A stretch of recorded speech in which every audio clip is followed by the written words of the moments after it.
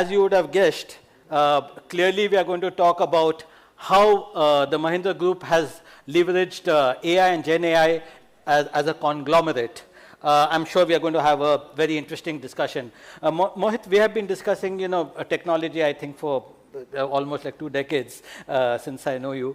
And I have seen the transition that is happening. But the Mahindra Group is a conglomerate. You're doing so many things across, say, agriculture, manufacturing, retail, auto, quite a few things. So could you just give us an overview of how digital transformation has, changed over a period of time, given, the newer kind of technologies like AI and GenAI? Thank you, Leslie.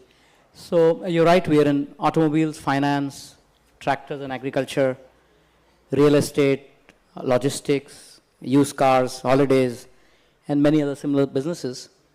4 things have fundamentally changed, which we are setting as our priorities. One is to focus on customer journeys, customer expectation and acceptance of digital product and service, especially in the last 5 years, has changed dramatically. So if you just look at statistics, 50% or 60% of our leads used to come from walk-ins into the car dealerships. Right? Now only 20% leads start with walking in the car dealership. All smart young people sitting in the room here and outside do their fundamental research online. And it's either through a QR code or an online portal or Carvale or any of the other car channels. So that's one, to how to make customer journeys frictionless, 0 latency, no surprises, and simple to consume. That's one. Second is the use of AI and GenAI, which you spoke about, to hyper-personalize the journey and offer really good value to the customer. And hence, the example of connected, intelligent, and safer cars, navigation, communication, even entertainment in the car has changed dramatically. When we launched XUV700 3 years ago, it was almost first in the segment to have level 2 autonomy, where the car is able to see through a camera and brake even before you've braked.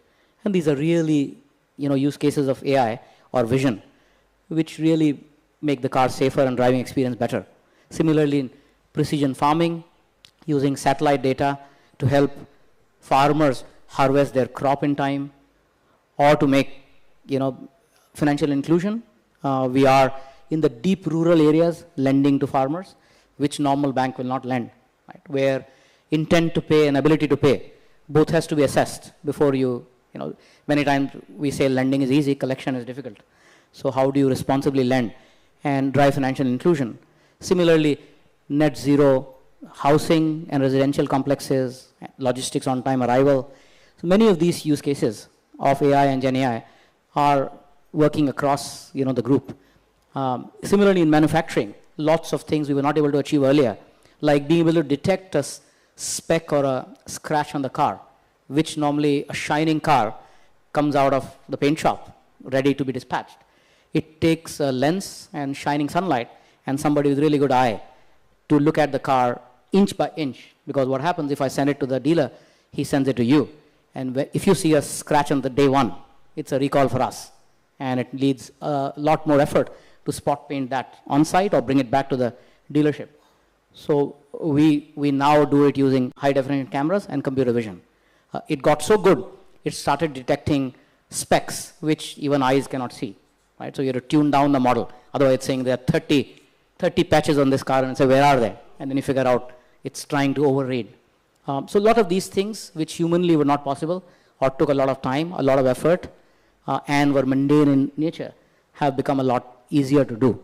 So that's AI and GenAI has been the second priority of the company in a big way. Third is around using cloud-based innovation for agility, scale, resilience, security, equally. And that's a subset of AI, because if you look at the current models, most of them are available on the cloud or through the hyperscalers. And that led us to inventing our own cloud platform dedicated for GenAI. It's called Mahindra.ai, where it's a cloud-based container where we developed a model garden, and all the prevalent models are attached to that model garden, and it's a one-way traffic, which means that Mahindra data can be compared with external data, but the insights and summaries and visualization and results and analytics and analysis doesn't go out and leak in the cloud. The intelligence is coming from the cloud.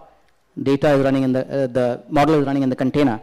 Data is being applied locally and getting compared globally. And that's worked very well. And hence, even using GenAI through the cloud, lots of new problems which took a lot of time to solve, including in car dealerships and shop floors, have become productionized now. So imagine in a car dealership, you're giving your car for service in the morning, and you expect, everybody expects actually, the car to be returned in the evening. And while you were giving it, you've also given 3 faults beyond the cleaning and washing and change of oil. 3 faults you want to be corrected. And one of the fault is there is some noise in the front. Right? That's a difficult one to solve. And then you left it at the dealership and at the service center. In the evening, either service center calls you and say the noise is not gone, or they say you take the car, you take it back home, and then you come back the next morning to say noise is still there. Right? So in this one, what can GenAI do? And it is different from digitization. Service records and how the problem was solved has been corrected and digitized long ago. It is searchable as well. It is intelligent. But with GenAI, each and every mechanic can have a dialogue with the data. And second, it's now become all India. If you have 1,000 car repair shops across the country, all 1,000 of them can seek the same data, have a dialogue with it, and get to problem finding a lot better. So many of these use cases are cloud, consumed through the cloud in the container using the Mahindra AI platform. And last but not the least, the priority is around data privacy and cybersecurity. I think lots of the questions on neuromapping earlier, and Kumar was brilliant on what he was talking about, also has to consider lots of data privacy, because as things get more digital, while anonymized data can help on traffic and many other things, but many other things are around particular data, where of course consent and the upkeep of data and the right to be forgotten, the right to use data, encryption, authorization, authentication, many of those things have to be dealt with. So that's the 4. So all these 4 priorities are at a group-wide level, leading to many areas which have now opened up with an acute focus on making the customer journey better and saving the customer time is what our intent is. I think we take an early bet on this, and it's working quite well. Mohit, you have already actually touched upon some of the challenges that are there within when you're looking at GenAI. AI is far mature, as most of us have mentioned over a period of time. Companies have had a lot more time to understand how AI needs to be implemented and follow the regulations at the same point in time. But GenAI has been a kind of a new animal. So people are still grappling with things like hallucination, call it a feature or call it a bug, regardless of that, but it still remains a big problem. IP infringements, copyrights, trademarks, a lot of these kind of problems emerge when and especially when it talks about conglomerate. So when you take a decision as a group CTO that these kind of new technologies have to be, like today it could be GenAI, tomorrow it could be quantum, on the third day it could be something else. So how do you take that call?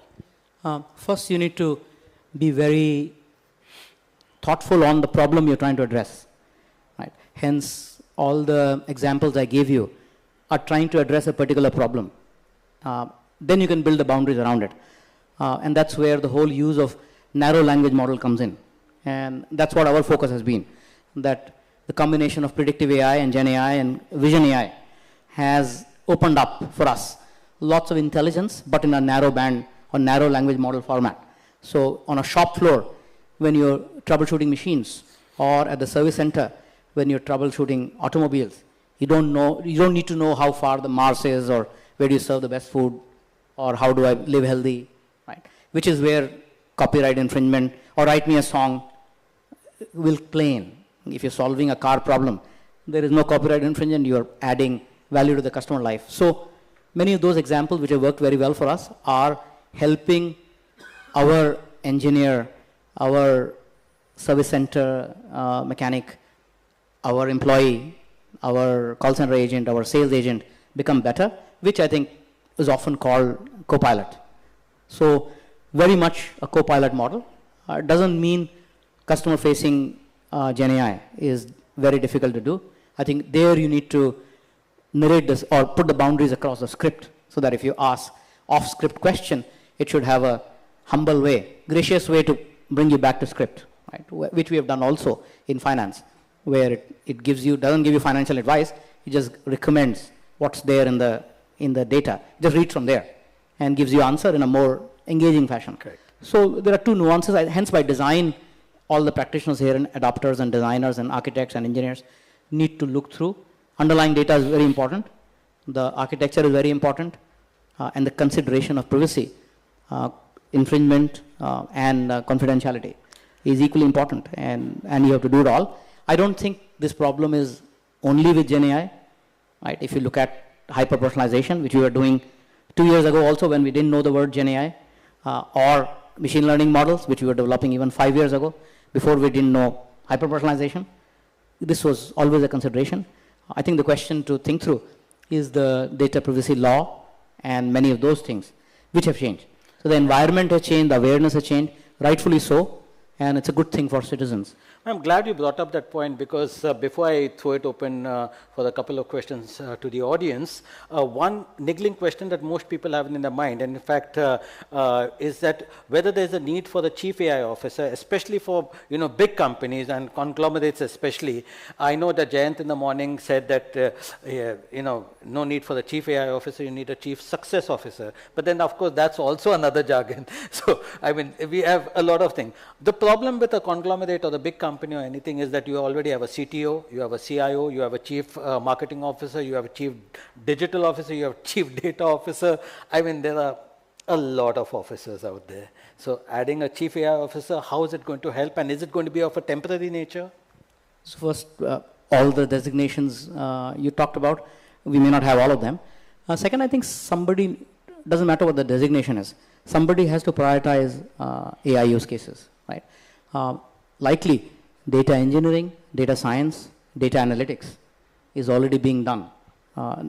AI is a use case sitting on top, which is including machine learning, deep learning, etc. So somebody has to focus on it. You could very well make the data officer say, hey, your next KRA for F21, I mean, we do goal planning, we do measurement, OKRs, OKIs, all of that, right?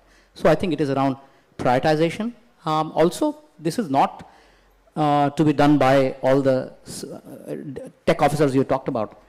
It's about the business, right? So it's so much of the examples I gave have been business driven. My role only has been to enable it many times, or co-create, collaborate, and imagine what the art of the possible is. It's very much business to lead, and hence all the use cases of GenAI or AI to make a better product, to offer the best service, to build the best sustainable experience for customers, and for this to be environmentally friendly as well is a business priority. Absolutely. And for us, that's where it starts, from our purpose and our business, and then automatically it flows down. Then it doesn't matter whether it's chief AI officer or tech officer or somebody, right? I mean, all those roles are part of my responsibility. Absolutely. So we work on that, but it is the CEO of the respective company, head of the business, to be prioritizing this. I think that's a fair. Otherwise, many times when I talked about this as I wrap up, that many times AI and GenAI seems to be a solution looking for a problem. Yeah, this was what we used to say about blockchain also. Yeah.